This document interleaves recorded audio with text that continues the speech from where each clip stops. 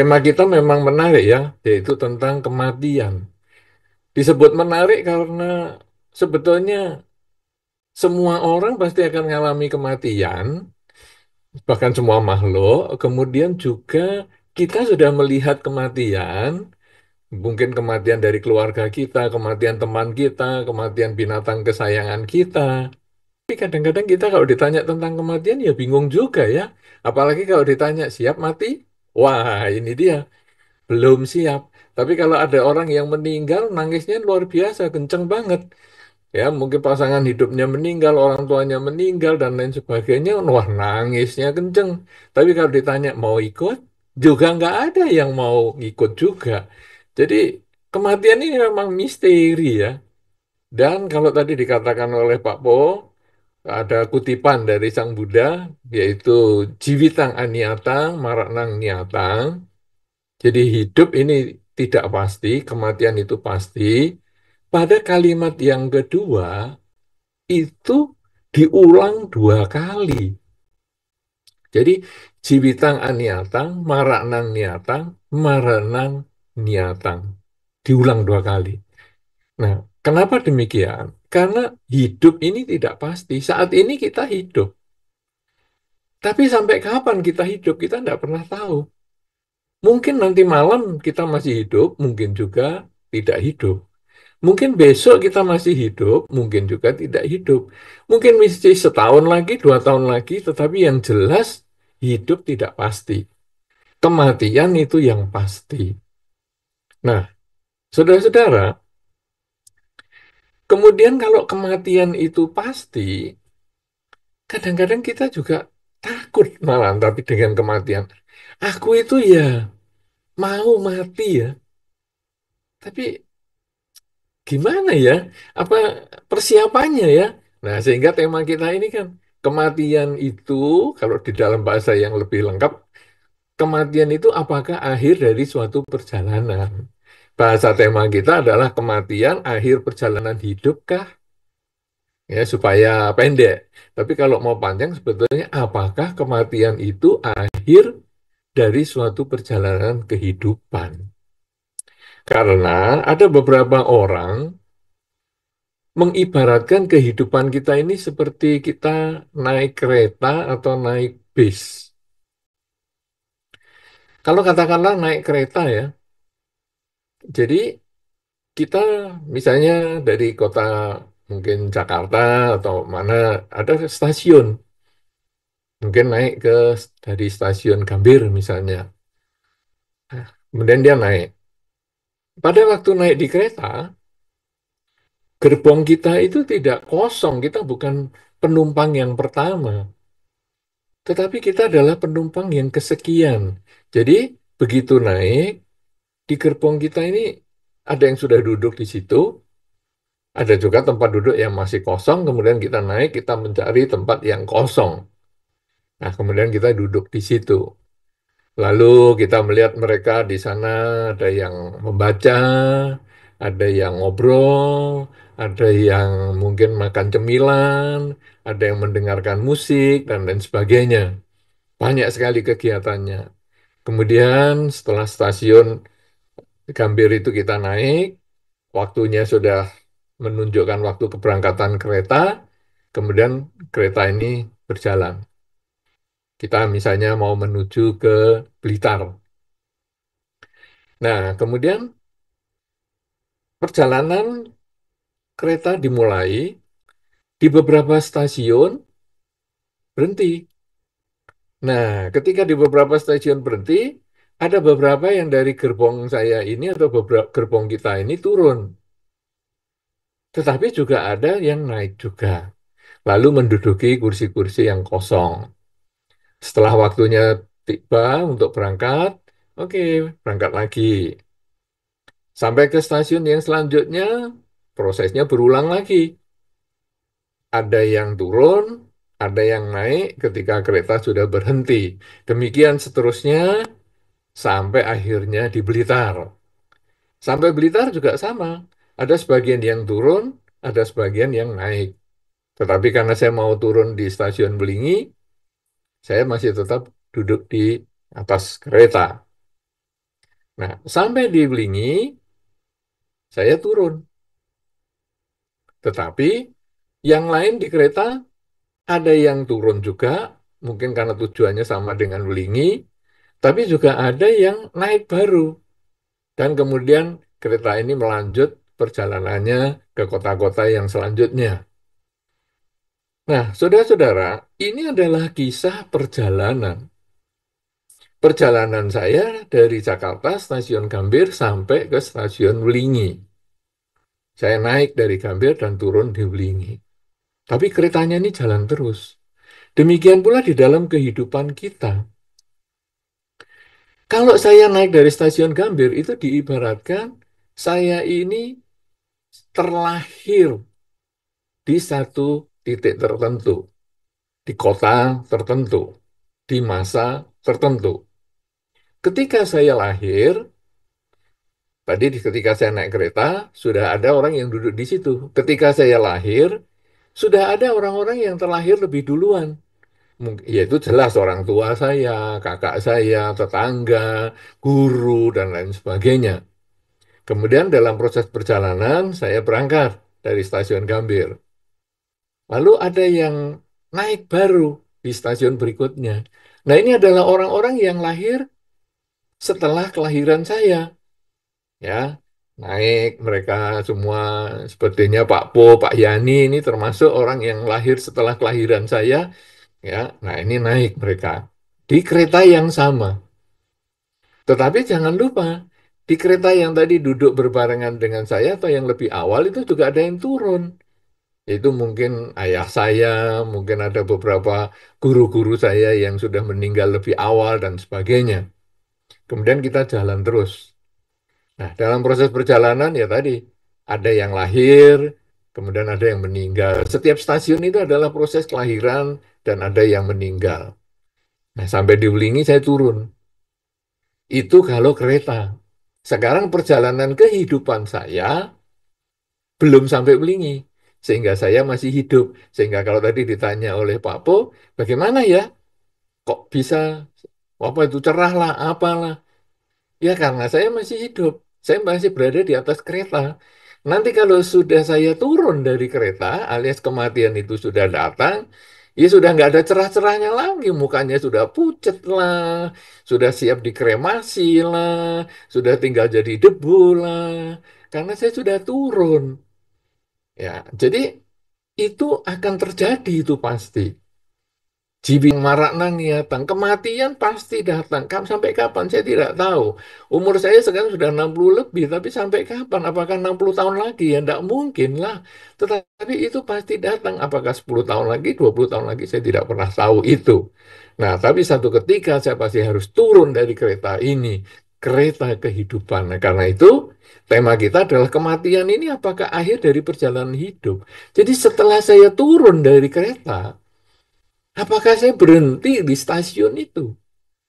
Ataukah saya akan melanjutkan perjalanan ke Balirejo misalnya? Jadi saya naik ke angkutan umum, atau saya naik kendaraan-kendaraan dijemput misalnya, kemudian saya lanjut ke Balirejo. Berarti setelah turun dari kereta, sama dengan penumpang-penumpang yang lain, dia tidak tinggal di stasiun. Tapi dia menjadikan stasiun itu sebagai sarana transisi untuk dia kemudian pergi ke tempat yang lain. Demikian pula kehidupan kita ini. Ketika kematian datang,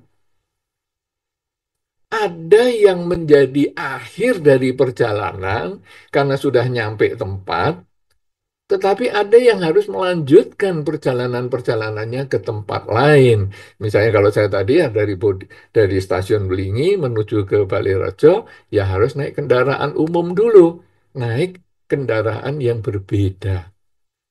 Ketika saya belum mencapai tujuan ataupun pencerahan, maka saya masih membutuhkan perjalanan hidup lagi, menyambung kehidupan ini untuk melatih kesadaran, mengembangkan praktek Dharma agar nanti sampai di tujuan akhir.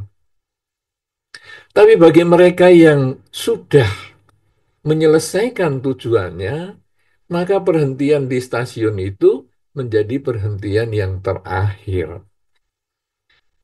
Sekarang, saudara-saudara, kalau berbicara tentang kematian, di dalam Dhamma mengibaratkan kematian itu dengan pelita. Ada yang pelita itu kalau dihidupkan, lampu pelita dihidupkan, lampu minyak, kalau dihidupkan atau Anda yang punya di altar, biasanya beberapa orang yang secara tradisional masih memiliki lampu minyak di altar.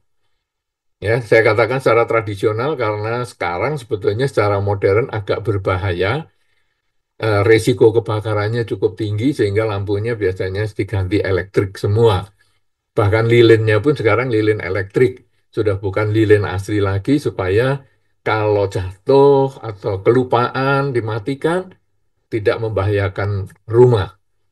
Nah, sekarang bagi yang mereka masih tradisional dengan menggunakan lampu pelita, ada lampu minyaknya, maka tentu Anda perhatikan baik-baik. Lampu minyak itu kalau kita hidupkan, pagi kita akan melihat lampu itu ada yang mati. Biasanya matinya kenapa? Ada yang mati karena sumbunya sudah habis, karena biasanya lampu pelita itu pakai sumbu yang mengambang, dan sumbunya pendek, dia habis. Nah, kita ganti sumbu baru, hidupkan lagi, karena minyaknya masih banyak. Ada juga yang ketika pagi kita lihat, loh minyaknya sudah habis, sumbunya masih ada, tapi minyaknya habis karena kemarin saya nggak ngisi, jadi minyaknya hanya sedikit atau saya ngirit. Lampu minyak itu bentuknya kan seperti piala begitu atau gelas kadang-kadang saya isi air. Nah, sehingga minyaknya itu hanya 1 senti di atas air, habis kemarin nggak saya isi, tapi sumbunya masih. Ada juga saya lihat pagi hari minyaknya juga habis, sumbunya juga habis. Jadi pas mati. Tapi satu ketika saya juga melihat lampu minyak ini mati. Padahal sumbunya masih besar, masih panjang, minyaknya juga masih banyak. Nah ini mati kenapa ini? Waduh jendela lupa saya tutup. Jadi anginnya kenceng, matilah lampu minyak itu. Ada 4 kondisi ini yang di dalam Dhamma menggambarkan kehidupan dan kematian seseorang. Kalau ada lampu minyak yang mati karena sumbunya habis, itu dikatakan bahwa dia mati karena umurnya fisik sudah selesai. Jadi manusia meninggal ini kira-kira rata-rata sekarang umur berapa? Katakanlah umur 80 tahun. Jadi seseorang itu meninggal karena fisiknya sudah tidak mendukung lagi. Nah ini sumbunya sudah habis. Tetapi minyaknya masih banyak. Potensi untuk terlahir kembali sebagai manusia itu masih besar. Nah, sehingga walaupun dia mati sebagai manusia ini, nanti bisa lahir lagi menjadi manusia lagi. Misalnya jadi cucunya. Sehingga kadang-kadang kita bertemu dengan cucunya itu, kita mengatakan, wataknya kok kayak kakeknya dulu ya. Sukanya mirip dia, cara batuknya mirip sama kakeknya dulu. Kenapa? Karena kakeknya ini mungkin meninggal, tapi karena fisiknya itu sudah habis meninggalnya, namun kondisi pendorong untuk sebagai manusia itu masih ada, maka dia lahir lagi sebagai cucunya. Itu juga bisa. Ya, nah inilah yang sumbunya habis, minyaknya masih banyak. Tetapi kadang-kadang ada sumbunya yang masih panjang, tapi minyaknya habis. Misalnya, dia lahir sebagai cucunya, tapi umur 15 tahun meninggal. Kenapa demikian? Karena si kakek yang tadi meninggal itu hanya meninggalkan minyak sedikit. Sehingga ketika sumbunya habis, diganti sumbu baru, ya dia hanya menyelesaikan sisa minyaknya, hanya beberapa jam saja. Demikian pula ketika dia mendapatkan badan yang baru, sumbu yang baru, karena dia minyak untuk kelahiran kembali sebagai manusia itu tinggal sedikit, maka matilah dia di usia yang pendek. Ya, 15 tahun mungkin sudah meninggal atau 20 tahun sudah meninggal. Nah, tetapi ada juga yang sumbunya habis, minyaknya habis, yaitu ketika seseorang dalam usia tertentu, usia maksimal rata-rata pada saat itu, dia meninggal dan memang jatah hidupnya, karma pendukungnya sudah habis juga, maka dia matilah juga sebagai manusia dan mungkin terlahir di alam surga, di alam yang lain, yang terserah sesuai dengan kondisi karmanya. Nah, kemudian ada juga yang tadi lampu pelita mati tertiup angin, minyaknya masih banyak, sumbunya masih panjang. Ini adalah orang-orang yang dikatakan meninggal karena mendadak. Mungkin dia bunuh diri, mungkin dia kecelakaan, dan lain sebagainya. Nah, jadi proses meninggal itu bisa terjadi seperti ini. Dan kalau orang itu masih memiliki keinginan-keinginan yang cukup besar, belum mampu mengendalikan keinginan, maka kematian dia sebagai manusia atau sebagai makhluk masih akan dilanjutkan untuk terlahir sebagai makhluk yang lain. Inilah yang disebut dengan kelahiran kembali, karena nanti ada hubungannya dengan hukum sebab dan akibat perbuatan. Kalau dia melakukan perbuatan di kehidupan ini dan buah itu selesai di kehidupan ini juga, maka dia tidak akan panen lagi di kehidupan selanjutnya. Tetapi kalau buah yang dia lakukan di kehidupan ini masih belum selesai, maka dia akan melanjut di kehidupan-kehidupan yang berikutnya. Itu artinya setelah sampai di satu stasiun dia harus turun, dia harus berganti kendaraan. Mungkin berganti beberapa kendaraan umum untuk mencapai tujuannya dia yang terakhir. Demikian pula, ketika seseorang belum mampu mengendalikan keinginannya, sampai dia belum menyadari bahwa saat ini itu saya sedang apa. Karena keinginan itu timbul karena dia tidak memahami hidup itu yang berubah. Karena dia tidak memahami hidup yang berubah, ketika ada hal yang menyenangkan dia ingin pegang terus, ketika ada hal yang tidak menyenangkan dia ingin menolak. Keinginan memegang terus yang menyenangkan itu ketika meninggal dunia, ini yang akan membawa dia ke perjalanan yang selanjutnya. Jadi misalnya, saya ingin selalu mempunyai kesehatan ataupun saya mempunyai keluarga yang bahagia misalnya. Maka ketika meninggal dunia, dia akan terlahir di sekitar keluarganya. Dan itu akan terus-menerus seperti itu sesuai dengan keinginan yang dia miliki. Dia ingin berkumpul dengan yang dia cintai. Sebaliknya, dia menolak dia yang dia tidak suka, yaitu saya bosen dengan pasangan hidup saya ini. Saya setiap hari selalu cekcok dengan dia, saya bosen. Kebencian itu s- satu sisi yang berbeda dengan cinta. Karena kebencian dan cinta itu sama-sama saling mencari. Jadi kalau kita pulang dari rumah atau kita pulang dari tempat kerja, kemudian kita sampai rumah, yang kita cintai apa? Yang kita cintai anak, maka kita akan mencari anak kita yang kita sayangi itu. Sebaliknya yang kita benci apa? Yang di rumah. Misalnya di rumah ada kecoa, karena saya sering ketemu dengan kecoa. Maka pada saat saya pulang ke rumah, yang saya cari juga kecoa. Jadi cinta dan benci itu saling mencari. Cinta untuk mendekat, benci untuk menolak. Sehingga ketika tadi ada seseorang yang meninggal dengan pikiran, aku nggak suka dengan pasangan hidup ini, aku benci dengan dia, selama puluhan tahun aku berkeluarga dengan dia selalu bermasalah, aku benci. Kematian dengan kebencian seperti itu akan melanjutkan kelahiran kembali justru berdekatan dengan yang dibenci ini. Sehingga akhirnya sejak lahir, misalnya dia lahir sebagai kakak dan adik, kalau di kehidupan ini dia hanya pasangan hidup, kehidupan yang selanjutnya mungkin dia kakak dan adik. Dan kakak yang dan adik ini suka bercekcokan, suka bermasalah. Sehingga tidak tidak heran kalau satu ketika kita membaca di berita, di salah satu kota baru-baru ini ada adik yang membacok kakaknya sampai meninggal karena warisan dan lain sebagainya. Nah, kenapa demikian? Karena dia sudah bermusuhan dari kehidupan yang sebelumnya.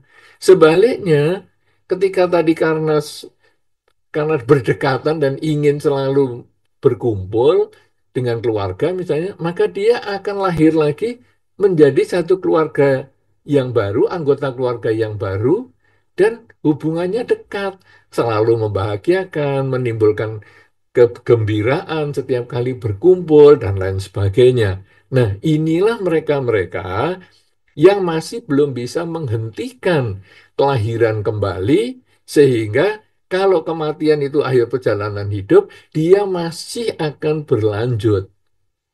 Tetapi bagi orang-orang yang mengembangkan kesadaran setiap saat, menyadari bahwa hidup ini adalah perubahan, bahwa hidup adalah saat ini, yang tadi itu hanya pelajaran untuk saya perbaiki di masa sekarang, yang akan datang itu adalah tujuan, tetapi juga harus saya mulai dengan saat ini, karena saat inilah yang nyata, bukan yang tadi karena kenangan, bukan nanti yang impian, tapi sekarang ini adalah yang nyata, maka kita kemudian mengembangkan kesadaran setiap saat.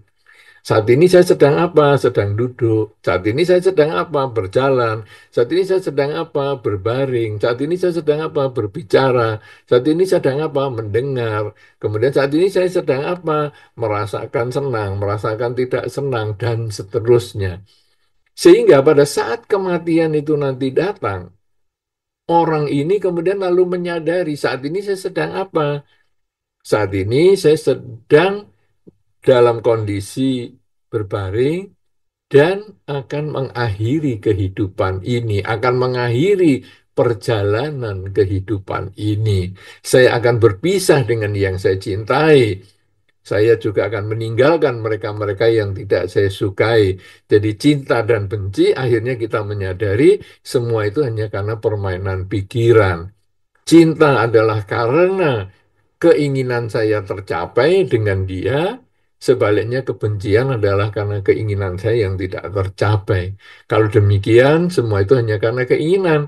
Maka saya kendalikan keinginan saya sadari saat ini saya sedang apa, saya mulai menenangkan pikiran saya, mengamati saat ini napas saya sedang masuk, napas saya sedang keluar. Napas saya masuk, napas saya keluar. Dan pada satu saat nanti ketika nafas saya keluar, tidak masuk lagi, saya sudah siap menghadapi kenyataan itu. Dan kalau kenyataan itu kita bisa hadapi dengan tenang, maka akhir kehidupan itu, akhir perjalanan kehidupan itu menjadi akhir kelahiran kembali. Kalau sudah demikian, maka orang itu turun dari kereta dan rumahnya ada di depan stasiun. Jadi dia sudah tidak perlu kemana-mana lagi, dia sudah sampai di akhir kehidupannya, di akhir perjalanan hidupnya. Oleh karena itu, saudara-saudara, kalau tema kita ini, apakah kematian itu menjadi akhir dari perjalanan kehidupan? Bagi orang-orang yang belum menyadari kehidupan ini tidak selalu berubah dan tidak bisa dipertahankan, maka kematian akan dilanjutkan dengan kelahiran kembali karena dia masih belum bisa menerima kenyataan harus berpisah dengan yang dicinta dan juga harus bertemu dengan yang dibenci. Tapi bagi mereka-mereka yang sudah menyadari hidup itu selalu berubah, sehingga dia hanya memegang saat ini saja, karena masa lalu hanya pelajaran, masa depan adalah impian yang kita harus mulai perbaiki pada saat ini, maka kalau kematian di kehidupan ini menjadi kematian yang terakhir. Tidak ada kelahiran kembali karena dia sudah menerima kehidupan ini sebagaimana adanya, bahwa hidup itu berubah. Kalau sudah demikian, maka orang ini di dalam Dhamma dikatakan mereka telah mencapai pencerahan. Mereka telah mencapai kesucian sehingga kehidupan ini menjadi kehidupan yang terakhir, tidak lagi ada kelahiran kembali. Inilah yang perlu saya sampaikan dalam pengantar perjumpaan kita dalam tema kematian akhir perjalanan hidupkah. Semoga dengan pengantar yang singkat dan sederhana ini dapat membawa kita ke dalam diskusi yang menarik untuk menambah wawasan kita, sehingga kita mempersiapkan diri dengan baik ketika kematian akan datang. Karena sesungguhnya hidup tidak pasti, kematian itu yang pasti. Ciwitanga niata, maranang niata, maranang niata.